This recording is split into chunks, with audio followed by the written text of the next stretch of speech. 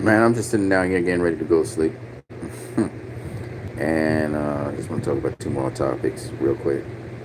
First one, Leo Santa Cruz has been called out by Gary Russell Jr. Gary Russell Jr. been trying to call out some of the well-known champions. You'll see him calling out Javante Davis. He was calling him out. Even though Javante was at super featherweight, I saw Gary Russell Jr. calling out Leo Santa Cruz. Leo Santa Cruz, obviously a featherweight champion, calling out Abner Mares. This man been calling out everybody. Nobody's responding to Gary Russell Jr. So recently they did a video with Leo Santa Cruz's father, calling out Leo Santa Cruz again, trying to knock on that door, get Leo Santa Cruz to face him. Because Gary Russell ain't getting nobody to face. No names. So hopefully he gets some names. Maybe Leo Santa Cruz answers that call. Leo Santa Cruz talking about going up and facing Javante Davis. And you got Gary Russell Jr. right in his division. I just don't understand these things. It is what it is. I would love to see Leo Santa Cruz versus Gary Russell Jr. That's a good fight. We'll see what happens. But Gary Russell Jr. trying to make noise, trying to get folks to fight him. You know, can't get them fights. And he faced Vasily Lomachenko. I just don't understand, man. It is what it is. Dude hasn't been really getting names. Um, so hopefully he gets Leo Santa Cruz. See how that fight turns out. I was listening to ACOT TV. ACOT TV was talking about how Bob Arum was talking about how the damage that Manny Pacquiao took against Keith Thurman is going to affect him later on in life. I said that already. And so it's interesting that Bob Arum reflects my sentiments. It means he shares the same sentiments I do. Yeah, it's going to hurt Pacquiao later on in his life. That goes without saying. Like I said, even if Pacquiao were to face, say, the winner of Errol Spence, Sean Porter, and beat those guys, if he takes the kind of punishment he took against Keith Thurman, he's going to be in problems. That's why he has to think about his health. You can't just be thinking to win fights and to fight the best. You also think, what's the cost? What will it cost you to beat the best? And ACOT TV talking about how, if Errol Spence wins the fight, he don't know if Manny Pacquiao faces Errol Spence and kind of bullshit like that. I find ACOT sometimes, you know, I mean, ACOT TV. I mean, it's up to Manny Pacquiao if you want to face the winner.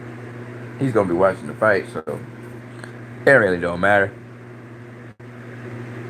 I'm not going to stop him from facing Errol Spence. If that's what he want to do, let him do it. You know what I'm saying? But it's the price to pay for every time. Every time, I remember Timothy Bradley talking about this.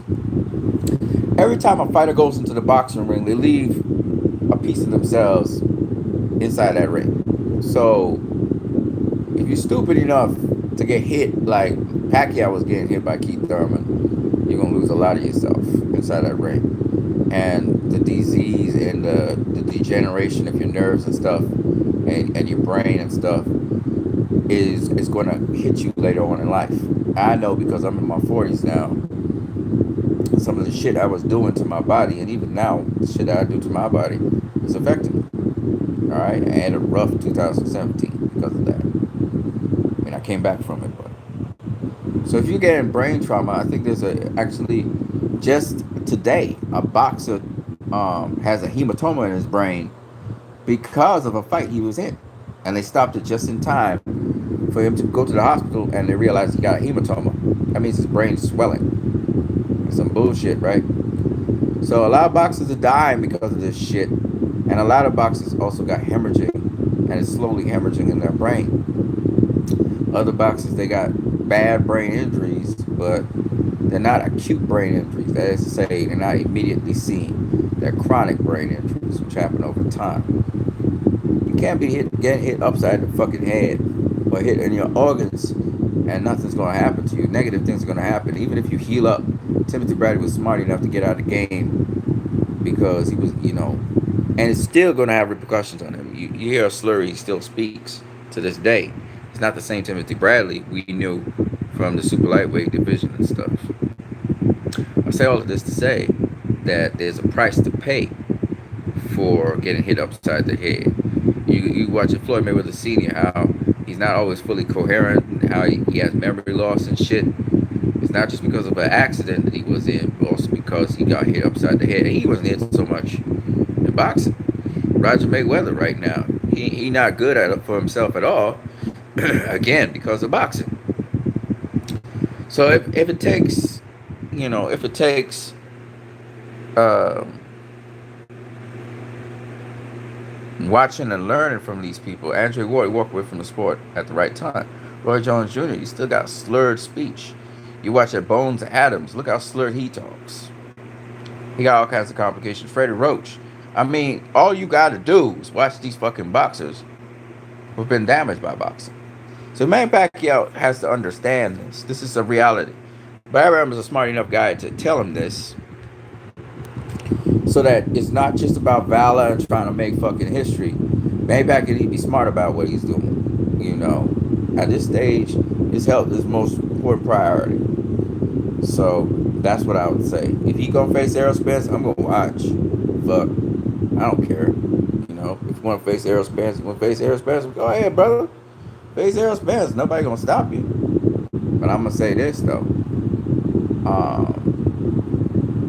You know, Errol Spence or Sean Porter, whoever, and young bucks, they can heal up faster than you can. So do be smart about how you pick your fights. But you got smart people around you. But if you want to go ahead and make history, you better rest up first. Make sure you got good rest before February or whenever you fight, January or whenever. You better make sure you healed up good enough, because if there's any hemorrhaging in your brain, you better get a CAT scan too. Make them scan your brain about 2-3 times. Make sure there's no hemorrhaging inside of there. Because one, we don't want you to die in the ring. Two, we don't want you having long repercussions. You already line up for chronic problems later on in your life, no matter how much oxygen you get and all that shit. But Pacquiao need to be careful. At this stage in the game, you need to be careful. Because it's not like you have a young buddy, and even the guys with young buddies, they're dying.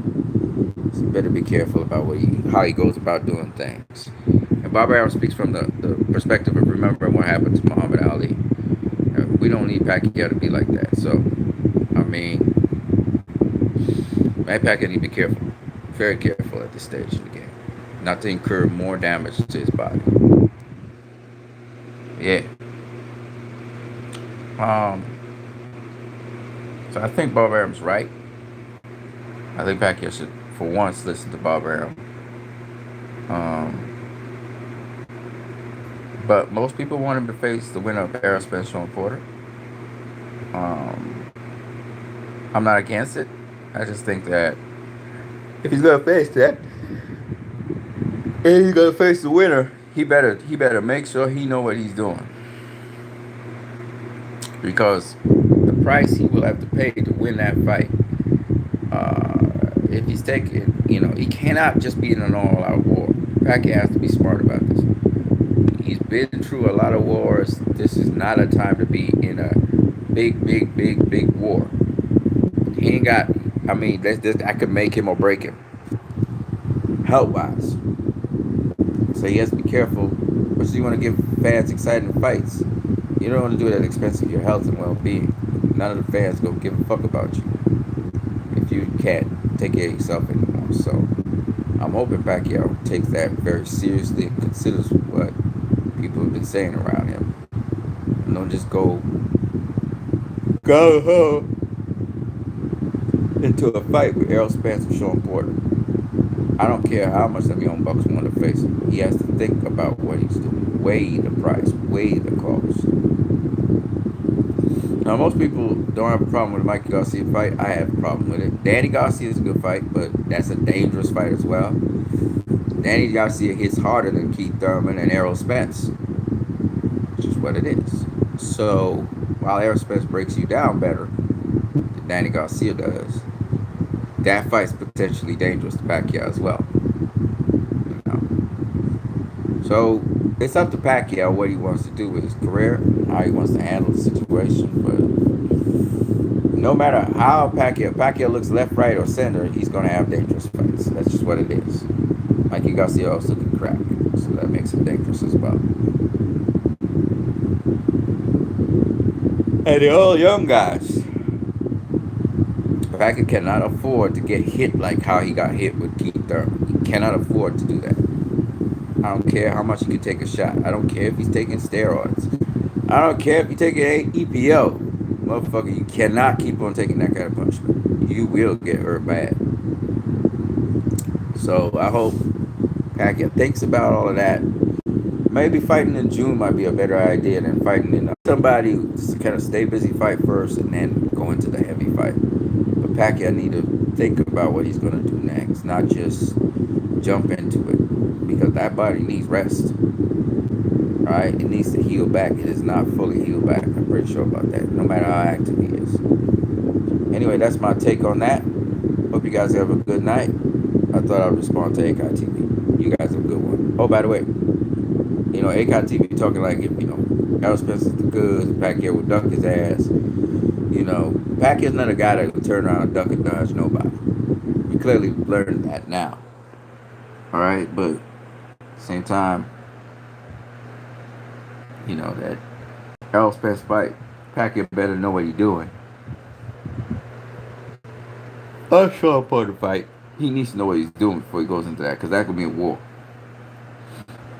I suspect.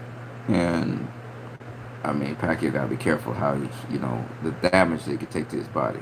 So that's what he needs to consider at this age. You guys have a good one.